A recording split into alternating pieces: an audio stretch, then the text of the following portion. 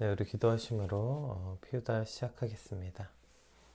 하나님 감사합니다. 오늘도 새 날을 주시고 주의 말씀 앞에 엎드려 주의 말씀을 묵상하게 하시니 감사합니다. 오늘도 이 말씀을 우리가 묵상하는 이유는 이 말씀을 통해 무언가 깨닫고 알기 위해서가 아니라 이 말씀대로 살아내고 그 말씀에 순종하기 위함임을 주님 잊지 않는 오늘 아침에 되게 하여 주시옵소서. 주님 오늘도 우리에게 말씀하여 주시옵소서. 우리가 듣고 따르고 순종하며 나아가겠습니다. 예수님 이름으로 기도드립니다. 아멘. 네, 오늘 저희가 함께 살펴볼 말씀은 욥기 40장 6절에서 24절 조금 긴데요. 우리 같이 함께 읽어보겠습니다. 그때 여호와께서 폭풍우 가운데서 욥에게 일러 말씀하시되 너는 대장부처럼 허리를 묶고 내가 내게 묻겠으니 내게 대답할지니라. 내가 내 공의를 부인하려느냐 내 의를 세우려고 나를 악하다 하겠느냐. 내가 하나님처럼 능력이 있느냐 하나님처럼 천둥소리를 내겠느냐. 너는 위엄과 존귀로 단장하며 영광과 영화를 입을지니라. 너의 넘치는 노를 비우고 교만한 자를 발견하여 모두 낮추되 모든 교만한 자를 발견하여 낮아지게 하며 악인을 그들의 처소에서 짓밟을지니라. 그들을 함께 진토에 묻고 그들의 얼굴을 싸서 은밀한 곳에 둘지니라. 그리하면 내 오른손이 너를 구원할 수 있다고 내가 인정하리라. 이제 소같이 풀을 먹는 베헤못을 볼지어다. 내가 너를 지은 것 같이 그것도 지었느니라. 그것의 힘은 허리에 있고 그 뚝심은 배의 힘줄에 있고 그것이 꼬리치는 것은 백향목이 흔들리는 것 같고 그 넓적다리 힘줄은 서로 얽혀 있으며 그 뼈는 놋 관과 같고 그 뼈대는 쇠 막대기 같으니 그것은 하나님의 만드신 것 중에 으뜸이라. 그것을 지으신 이가 자기의 칼을 가져오기를 바라노라. 모든 들짐승들이 뛰노는 산은 그것들을 위하여 먹이를 내느니라. 그것이 연잎 아래나 갈대 그늘에서나 늪 속에 엎드리니 연잎 그늘이 덮으며 시내 버들이 그를 감싸는도다. 강물이 소용돌이 칠지라도 그것이 놀라지 않고 요단 강물이 쏟아져 그 입으로 들어가도 태어나니 그것이 눈을 뜨고 있을 때 누가 능히 잡을 수 있겠으며 갈고리로 그것의 코를 꿰 수 있겠느냐. 아멘. 오늘 본문은 이제 하나님의 그 후기 선언이 시작되는 단락이에요. 그래서 이제 9절에서 14절까지는 이제 후기 선언이 아니 15절부터 후기 선언으로 보고 14절은 어저께 얘기했던 그 도입부의 후반부라고 이야기하는데 그 전반적 내용이 이제 같기 때문에 그 후기 선언으로 오늘 본문을 같이 한번 살펴보겠습니다. 초기 선언에는 하나님이 이제 욥이 자신의 지혜를 주장하는 것에 대해서 책망하고 인간의 지혜의 한계에 대한 말씀이셨다면 후기 선언은 자신의 의를 주장하기 위해서 하나님의 의를 부정하고 마치 자신이 심판자의 위치에 있었던 것처럼 말했던 욥에게 하나님의 절대 주권을 강조하고 그 초월적 능력을 말씀하시므로 하나님의 절대 의를 강조하는데 그 초점이 맞춰져 있습니다. 오늘 이제 말씀을 쭉 읽다 보니까 그 브루스 올마이티라는 영화가 떠올랐어요. 그 영화에 나왔던 하나님의 모습과 오늘 하나님의 모습이 매우 흡사하고 그래서 어떻게 보면 이 브루스 올마이티라는 영화에 대해서 제가 설교 시간에 여러 번 설명했고 예배 때 함께 본 적도 있었는데 어쩌면 그 영화의 그 시놉시스가 이 욥기를 기반해서 쓰여진 건 아닌가 매우 비슷하다 이런 생각이 들었어요. 이제 이 브루스 올마이티라는 영화에 보면 이 브루스라는 사람이 자신의 인생을 위해서 정말 최선을 다해서 열심히 살지만 이것도 꼬이고 저것도 꼬이고 막 아무것도 안 돼요. 너무 이제 되는 일이 하나도 없으니까 그게 너무 화가 나서 이제 어디 바람을 쐬러 가는데 거기서도 이것도 안 되고 저것도 안 되고 날씨마저 막 폭풍과 치자 이제 그 브루스라는 사람이 폭풍우 속에서 하늘을 향해 하나님을 향해 온갖 원망과 불만을 쏟아내요. 그랬더니 이제 하나님이 딱 나타나서 그래 그럼 이제 네가 해봐라 하고 하나님의 모든 권능을 브루스에게 주고 그리고 브루스가 이제 그 능력을 가지고 이제 세상을 통치하는 거죠. 그러자마자 세상이 점점 개판이 되고 이제 하나님의 권능은 다스림이 아니라 돌봄이 진짜 능력이었다는 거. 그러니까 기적이 일어나는 게 핵심이 아니라 그 모든 것을 돌봐야 하고 그 결과에 대한 책임과 무게를 견디는 것이 얼마나 무거운지 깨닫게 되고 이제 제발 원래대로 돌려달라고 이제 막 하는 영화 뭐 이런 내용인데 오늘 본문 내용이 그러한 영화의 내용과 매우 흡사한 것을 보게 돼요. 우리 6절 7절 말씀 한번 같이 읽어볼까요? 6절 7절입니다. 그때 여호와께서 폭풍우 가운데서 욥에게 일러 말씀하시되 너는 대장부처럼 허리를 묶고 내가 내게 묻겠으니 내게 대답할지니라. 네, 이렇게 말씀하십니다. 그러니까 어제 욥은 하나님의 말씀을 듣고 난 후에 아무 말도 할 수 없음을 고백했죠. 그럼에도 불구하고 하나님께서 다시 이제 네가 한번 대답해 봐라. 욥의 대답을 촉구하세요. 왜냐하면 그 욥이 어제 이제 하나님의 말씀을 듣고 아무 할 말이 없습니다라고 했던 고백이 완전한 회개에 이르지 않았음을 아셨기 때문이에요. 그러니까 하나님께서는 욥이 침묵하는 것에 만족하지 않으시고 하나님의 섭리와 성품을 온전히 알게 되길. 그러니까 네가 이 섭리와 하나님의 공의를 완전히 알게 돼서 그것을 알아 참된 회개와 신앙의 성숙의 자리, 그러니까 하나님께로 완전히 나아오기를 하나님 지금 원하고 계시기 때문이죠. 8절 이제 그 본격적인 하나님의 음성이 시작됩니다. 8절 한번 읽어볼까요? 내가 내 공의를 부인하려느냐? 내 의를 세우려고 나를 악하다 하겠느냐? 네, 하나님 지금 이렇게 욥에게 묻고 계시는 것이죠. 그러니까 하나님 앞에 바로 서려고 온 힘을 다해 살았지만 자신이 이러한 고통과 고난을 받는 것에 대해서 견디다 못해 이제 욥이 이제 터져 나온 말이긴 하지만 어쨌든 하나님 나는 이 판결에 하나님의 판결에 승복할 수 없다. 하나님 판단에 나는 이해할 수 없다. 이 말은 곧 하나님의 판단이 잘못됐다. 이러한 뜻을 포함하고 있기 때문에 하나님 지금 이렇게 말씀하고 계시는 것이죠. 우리 8절을 포함해서 우리 14절까지 한번 세 번역으로 한번 같이 읽어볼까요? 우리 8절에서 14절까지 한번 세 번역으로 함께 같이 읽어보겠습니다. 아직도 너는 내 판결을 비난하려느냐? 내가 자신을 옳다 하려고 내게 잘못을 덮어 씌우려느냐? 내 팔이 하나님의 팔만큼 힘이 있느냐? 내가 하나님처럼 천둥 소리 같은 우렁찬 소리를 낼 수 있겠느냐? 어디 한번 위엄과 영광과 존귀를 갖추고 위엄과 존귀를 갖추고 영광과 영화를 갖추고 교만한 자들을 노려보며 내 끓어오르는 분노를 그들에게 쏟아내고 그들의 기백을 꺾어보아라. 모든 교만한 자를 살펴서 그들을 비천하게 하고 악한 자들을 그 서 있는 자리에서 짓밟아서 모두 땅에 묻어보아라. 모두 얼굴을 천으로 감싸서 무덤에 뉘어보아라. 네, 여기 가져서 안 보이네요. 그렇게만 할 수 있다면 나는 너를 찬양하고 내가 승리하였다는 것을 내가 인정하겠다.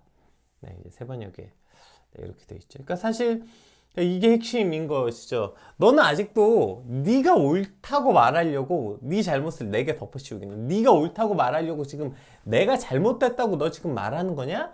네, 하나님 지금 이렇게 말씀하고 있는 거죠.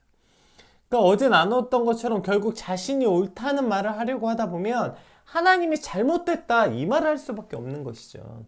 그렇다면 그런 욥에게 그래 네가 그렇게 옳다면 네 마음대로 한번 해보라는 거예요.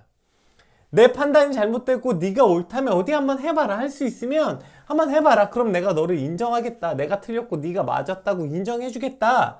이렇게 말씀하시는 거죠. 네가 하나님과 같은 힘과 위엄이 있느냐, 네가 존귀와 영화를 갖추고 있느냐, 뭐 이런 건 이제 뭐 여기도 일단 말이 안 되죠. 그러니까 먼저 물어보죠. 일단 너에게 이러한 힘과 위엄이 있느냐, 너 스스로 존귀와 영광과 영화를 갖출 수 있느냐? 당연히 말도 안 되죠. 우리는 하나님과 같은 힘도 없고 위엄도 없고 영광과 존귀를 스스로 갖출 수도 없습니다. 이미 능력과 자격에서 탈락입니다. 우리는 그럴 수 없습니다. 자, 그런데 보세요. 이제 그 다음에 그것을 갖추면 그 다음에 하라고 하신 일이 뭐냐면 교만한 자를 찾아내라는 거예요. 네가 교만한 자를 찾아내보라는 거예요. 그리고 악한 자를 찾아서 그들을 심판하라. 예. 그러니까 앞에서 말한 것 같이 우리는 하나님과 같은 능력과 하나님과 같은 존귀와 위엄 이런 것도 없죠. 그런데 이런 것이 있느냐라는 질문은 너무 광대한 의미이니까 현실감이 별로 없는데 그 다음에 이 말씀, 네가 만약에 오케이 할 수 있으면 네가 그런 능력을 갖췄으면 자 이제 뭘 하냐면 교만한 이들과 악인들을 찾아내서 한번 심판해보라는 거예요.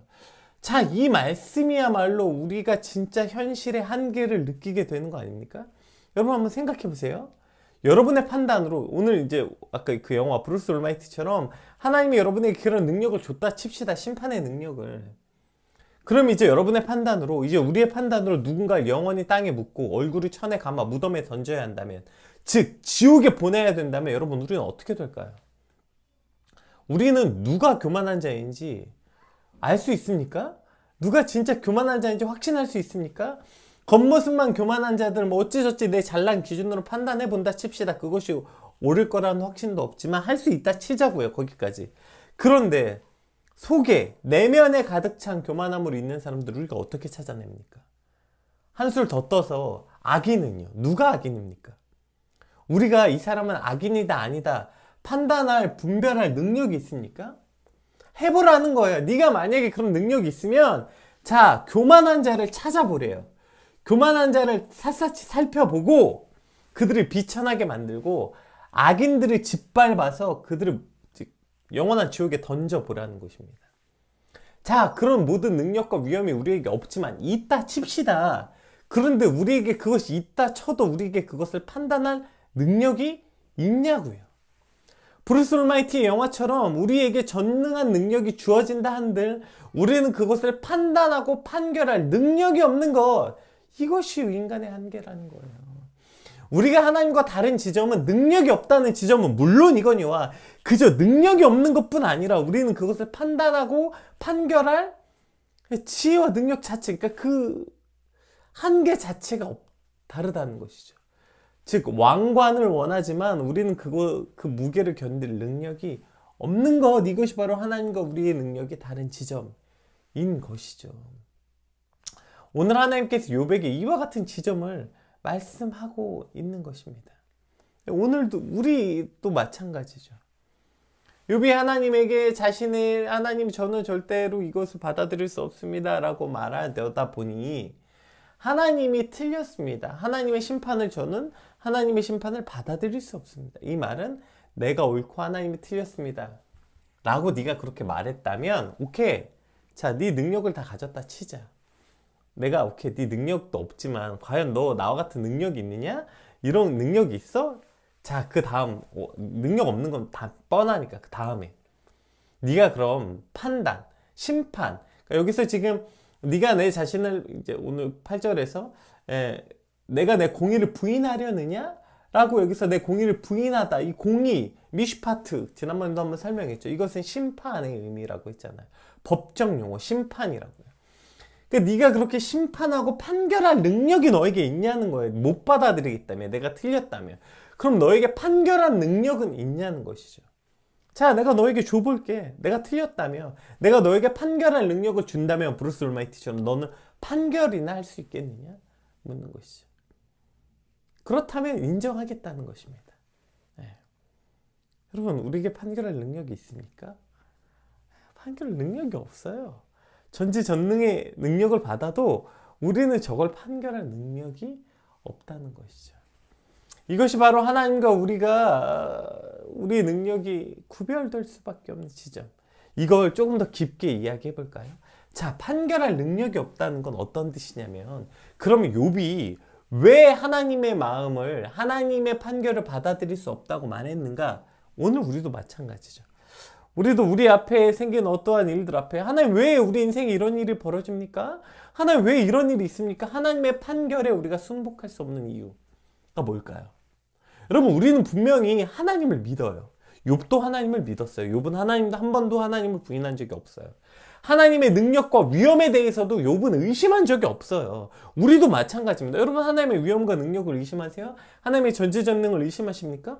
아니요. 우리 모두 하나님을 믿어요. 하나님이 전능자이시고 창조주이시고 하나님이 전지전능하신 모두가 믿습니다. 그런데 뭘 못 믿어요? 하나님이 일하시는 방식을 이해할 수 없다. 지금 이렇게 항변하고 있는 것입니다. 그러니까 오늘 우리가 반드시 마음에 새겨야 되는 것은 하나님의 능력이 인간과 구별된다는 뜻은 하나님의 크기와 하나님의 능력의 크기와 위엄에 대한 얘기뿐 아니라 그것이 사용되어지는 방법도 우리와 구별된다는 것을 반드시 기억해야 되는 거예요. 이해가 되십니까? 우리는 하나님의 능력은 믿어요. 그런데 그 능력이 인간의 필요에 따라, 나의 필요에 따라 적절히 사용되어져야 된다고 믿기 때문에 지금 하나님이 일하시는 방법을 이해할 수 없다고 말하는 거예요. 그러니까 하나님을 원망하는 거예요. 이해되세요? 하나님의 능력이 사람의 능력과 구별된다는 것은 그 능력의 크기와 위험뿐 아니라 그것이 사용되어지는 방법 역시 하나님의 주권에 따라 사용되어지기 때문에 하나님의 능력이 된다는 것입니다. 하나님의 능력이 사람의 능력과 구별되어진다는 건 크기와 위험뿐 아니라 사용되어지는 방법도 구별된다는 것. 이것이 바로 하나님의 능력이 인간과 구별된다는 뜻이라는 거예요. 그러니까 능력 자체뿐 아니라 그 방법, 사용되어지는 방법 역시 구별되었기 때문에 사람의 능력과 하나님의 능력은 다른 것입니다. 사람과 구별되는 하나님의 능력은 인간의 지혜나 인간의 생각과는 비교할 수도 없는 하나님의 온전하신 지혜에 따라 사용되어지는 것이죠. 따라서 내 뜻이나 내 생각이 아니라 하나님의 주권과 섭리에 따라 그 능력과 위험이 사용되어지기 때문에 그래서 하나님의 능력이 나의 능력과 구별되어진다는 것입니다. 오늘 15절 이하에 나타나는 이 베헤못에 관하여도 그렇습니다. 우리가 이 15절 이하에 관해서는 오늘은 따로 살펴보지 않고 이제 내일 리워야단 이야기 나올 때 함께 이제 비슷한 내용이니까 다시 살펴볼 텐데요. 우리가 이 베헤못이라는 동물이 무엇인지 이제 정확하게 알 수 없어요. 근데 이것을 전통적으로는 하마로 이해하는 견해가 많아서 개역 한글 성경에서는 이 베헤못을 하마로 번역했습니다. 근데 이것을 또 명확하게 하마다 이렇게 말하기 좀 어려워요. 베헤못이 뭔지는 명확하게 모릅니다. 어떤 학자들은 코끼리로 설명하기도 하고 어떤 학자들은 멸종한 초식 공룡으로 이해하기도 합니다. 어쨌든 오늘 본문의 베헤못을 뭐라고 설명하냐면 엄청난 힘과 위용을 자랑해요. 그쵸? 그래서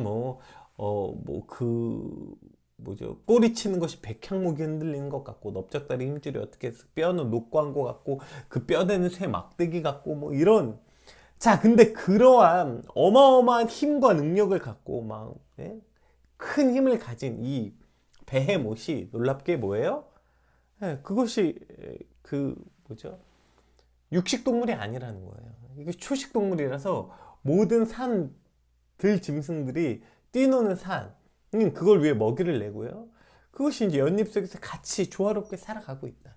그러니까 내가 너를 만들었듯이 저런 위용이 넘치는 그 베헤못도 만들었다. 그런데 그것을 누가 만들었고 누가 그것을 다스리고 길들일 수 있겠느냐? 오직 그것을 하나님만 할 수 있다는 것이죠. 그러니까 그 능력과 위용뿐 아니라 그것을 사용하는 방식도 하나님의 섭리에 따라 그 사용하는 방식을 하나님이 정한다는 것입니다. 사실 우리는 이것을 우리가 받아들이지 못하기 때문에 오늘 하나님을 향해 하나님 왜 이렇게 일하십니까? 자꾸 말하는 이유는 뭡니까? 하나님의 능력은 다 믿어요. 그런데 그 능력이 내 생각에 따라 사용되어져야 된다고 믿는 것이죠. 하나님의 능력이 없다고 믿지 않으면 하나님께 불평할 일도 없어요.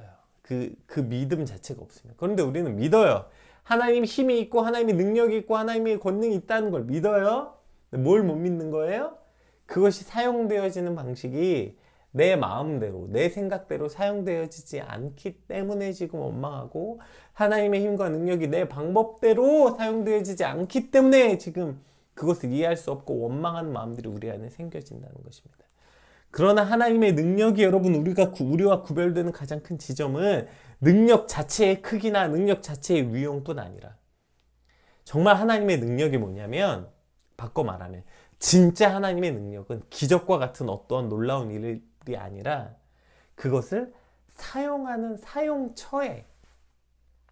사용처가 다르다는 것에 대해 그것이 진짜 능력이라고요. 인간이 가진 이 한 개의 눈으로는 여기 사용되고 저기 사용되고 이렇게 쓰면 좋겠는데 이게 진짜 하나님과 우리가 구별되는 지점이라는 것입니다. 브루스 올마이티라는 영화를 제가 서두에 말씀드렸던 이유도 여기 마찬가지죠. 그 능력과 위용을 내가 가지면 잘 쓸 수 있을 줄 알았는데 내 이해 방식대로 그걸 사용하면 억울하지 않고 공평하게 사용될 수 있을 줄 알았는데 써봤더니 이것이 막 전 세계가 그냥 아주 폭동이 일어나고 전 세계가 그냥 막 뒤죽박죽이 돼버리는 이 최악의 상황을 맞이하게 되는 것이죠. 이게 사실 마치 우리가 그 어린이날 설교 때 많이 하는 설교인데요. 아이를 망치고 싶다면 아이가 원하는 걸 다 들어주세요. 여러분, 아이와 어른의 가장 큰 그 지점은 아이는 돈이 없고 그걸 살 수 없다는 게 아니라, 진짜 아이와 부모의 가장 큰 지점은 그것을 온전한 데 사용할 능력이 없다는 거. 이것 아닙니까? 오늘 하나님과 우리의 차이점은 우리에게 능력이 없다는 건 물론이거니와, 진짜 큰 차이점은 그것을 옳게 사용할 능력이 우리에게 없다는 거예요. 따라서 그것을 옳게 사용할 능력이 하나님께 있음을 고백하는 것, 이것이 바로 하나님의 주권 앞에 우리가 순복하는 것입니다. 하나님, 나는 능력이 없는 건 물론이거니와 능력이 있다 한들 그것을 온전히 사용할 능력이 없습니다. 그래서 하나님의 주권에 순복하는 거예요. 하나님이 뭐라고 판단하시든 하나님이 판단하신 것이 그것이 옳게 사용되어지는 것임을 믿습니다. 그것에 엎드리고 순복하는 것이 오늘 우리가 하나님의 말씀 앞에 순종하는 이유입니다. 오늘 하나님이 이와 같은 취지에서 묻고 있는 거예요. 욥에게, 네가 내 공의를, 내 의를 세우겠다고 나를 악하겠다 하겠느냐? 묻고 계신 것이죠. 우리는 하나님의 능력도 없을 뿐더러 그 능력을 온전히 사용할 능력이 없는 것, 그것이 우리의 진짜 한계이시고, 하나님의 능력이 우리와 구별되는 가장 큰 지점은 하나님의 능력도 대단하시고 그 위엄과 존귀도 대단하시지만 그것을 옳게 사용할 주권, 옳게 사용할 능력, 그것이 오직 하나님께만 있다는 것, 이것이 바로 참 하나님의 권능이라는 것입니다. 그리고 우리가 그것을 믿기 때문에 오늘 우리가 할 일은 무엇입니까? 하나님의 선하심과 지혜로우심, 그것을 절대적으로 신뢰하고 그것을 믿고 나아가는 것이 오늘 우리가 살아갈 유일한 일입니다. 우리가 할 일은 의문을 제기하고, 하나님 왜 그럽니까? 왜 그럽니까? 물론 제기할 수 있지만, 그렇게 의문을 제기해서 결국 오늘 욥이 만난 하나님을 만나게 될 때, 그것에 대한 사용할 온전한 능력이 온전히 하나님께 있습니다. 이것을 우리가 주권이라고 말하는 것입니다. 그래서 하나님의 주권 앞에 순복하고 엎드려, 하나님, 오늘 내 하루에 무슨 일이 일어나든지 그것이 하나님의 주권 아래 있음을 믿습니다. 진짜 능력은 기적이 일어나는 것이 아니라 옳은 것을 가장 옳은 곳에 사용하는 것, 있어야 할 것에 있고 없어야 될 것에 없는 것, 이 모든 주권이 하나님께 있고 그것이 가장 옳은 상태임을 믿습니다.